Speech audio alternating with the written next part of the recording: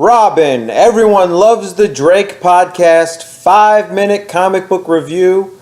This time, Batman 437. And we go a little over 5 minutes. Sorry about that, folks.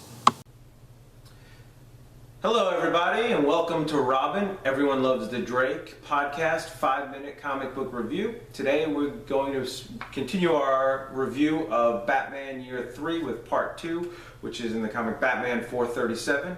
Which came out way back in the summer of 1989. Now, if you want a much more in-depth view of this book, check out Robin, Everybody Loves the Drake podcast, episode number 2. Starts off with Rob apologizing for being sick, and then he breaks down this book and gives a full synopsis. So it's definitely, you need to listen to it. I'll put the link right down below right there for you to click on it. But I'll give you a quick 5-minute kind of overview, my review, just to get you into it. And so first off, the cover, another awesome George Perez cover. George Perez is known for having a lot of detail in his art, and you definitely have it here, and you can see it up here. What's really cool about this cover is this came out in 1989. Batmania was going crazy for Batman, and you could see Batman everywhere. You could see Joker, especially Jack Nicholson's Joker, everywhere, on everybody's shirt and keychain and hat and all over. You didn't see a lot of Robin though, especially the classic Robin. There was no 1966 Batman licenses available. He was not in the movie. He was not very popular with the mainstream. In fact, you could find more Vicky Vale merchandise than you could Robin merchandise, or actually you could find more Bob the Goon merchandise. Think about that for a second. Bob the Goon. You could find his action figure, not Robin's. For this to be on the shelves there, and Robin front and center and all his glory, awesome. What I really like about it too is I think it artistically illustrates what Robin means to Batman. He is the light. So in the background, you've got, it's very dark. Batman is dark, the cave is dark, but yet Robin, he bursts out with these awesome bright primary colors. He brings the light into Bruce's life, into the Batcave, into the series, into the comics. Now, one thing I wanted to point out, now if you listen to Robin, Everybody Loves the Drake episode 2, you'll find out that Rob did not own this book. I think he's got it now. Hopefully, Rob, if you got it, leave us a comment. But he's doing the digital version, and I have this all the way back from when I bought it in 1989. And I love this ad right in the beginning. It starts out with a Teenage Mutant Ninja Turtle ad, which says, "Turn your house into a sewer," which, I mean, who wouldn't want that? I'm sold right there. Turn it into a sewer.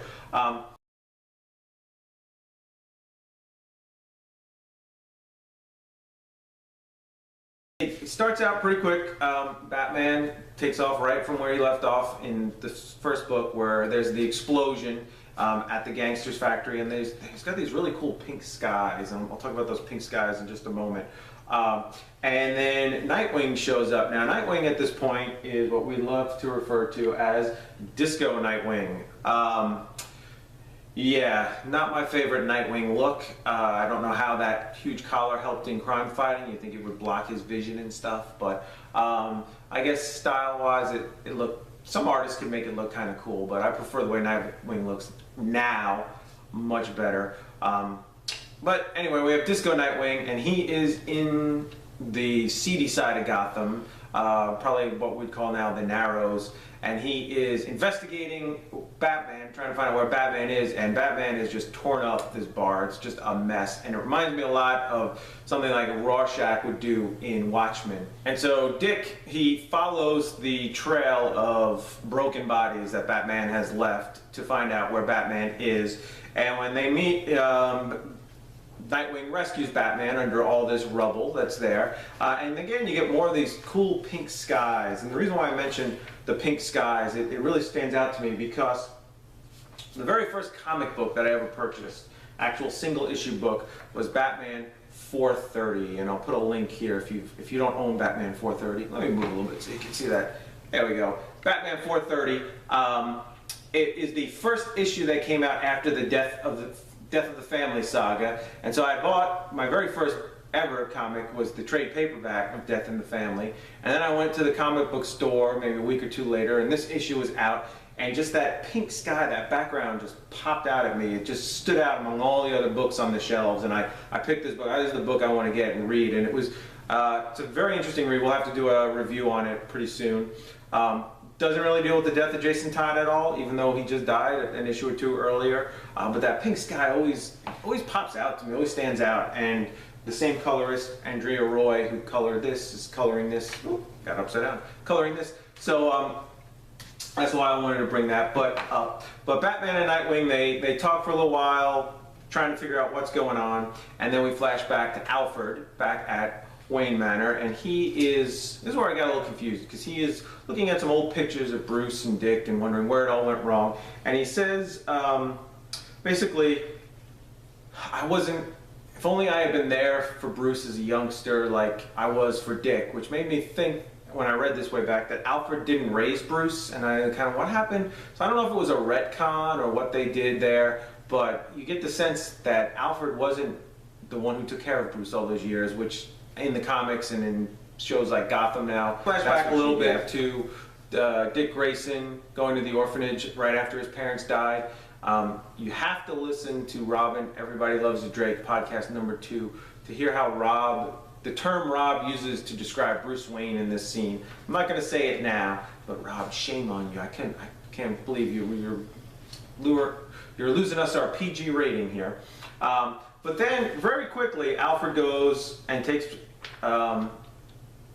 Dick back to the Batcave, and real fast, Bruce, well, this sounds bad, but he exposes himself, but as Batman. So he exposes himself as Batman to Dick Grayson and asks him, do you want to join me in my crusade? And in episode 2, Rob says he doesn't like this. He says it goes way too fast, and Batman was too quick to pick Dick. Now, part of it is, the comic book's only this big, so you got to get to the story. But I like it. I'm going to disagree with Rob here. I think it's good. I think it shows how quickly Bruce knew that Dick was the person for the partner, and especially the fact that Dick says he doesn't want to kill Tony Zuko, the man who killed his parents. He just wants to stop it from ever happening again. And so I think for that reason, I kind of like how Bruce picked Dick so quick. So, Rob, you're wrong. No, just kidding. But would you agree with me? You agree with Rob? Leave some comments below. One thing I don't like about the book is they leave out a very important scene, which we've seen a lot in Batman, and that is Dick Grayson swearing in by candlelight. And we've seen this, I think Grant Morrison did it, it's in the original Dick Grayson story. We even saw Barbara Gordon swearing in Stephanie Brown as Batgirl, the same way with the candlelight. So I think a good candlelight scene would have been good there. But then very quickly they talk about Batman and Robin's first adventures together. There they are out there. And it's kind of cool because Robin and even Nightwing, they have the old-fashioned domino masks with no white eyes, so you can actually see their eyes. And then the book ends in a very weird way. It's a good cliffhanger. Makes you want to read part 3. But it ends with Batman making a deal with criminals, not beating them up and knocking them senseless. Although one of the criminals, if you take a look at it, he looks an awful lot like Clark Kent. It's kind of weird. I don't know how that works. But Batman makes a deal with the criminals. Then you've got Nightwing, who's the total team player more ways than one, I guess, but total team player, part of the Titans, always with the other Robins, and who we see, always as part of a team, even Agent, Grayson there. He's by himself. He's out on his motorcycle, which Rob also doesn't like. Listen to that podcast, you'll hear he's not big on the motorcycles of the 1980s, in comic books, not in real life. And then it ends with Alfred staring at a gun, contemplating, I guess, murdering Tony Zuko.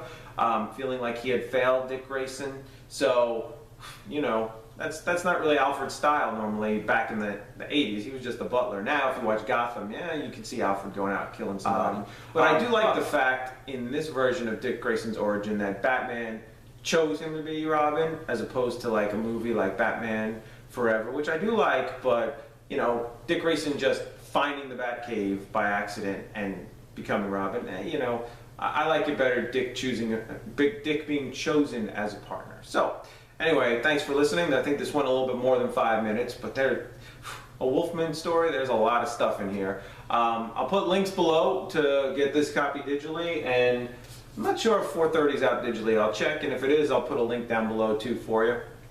I'll also put the link to Robin, Everybody Loves the Drake podcast, episode number 2. Check it out. See what Rob has to say on the book. Leave us a comment. Tell us what you think. Tell us all how Rob is wrong and I'm right all the time. No, I'm just kidding, Rob. Not really. All right, but anyway, thanks a lot. Thanks for watching. See you next time.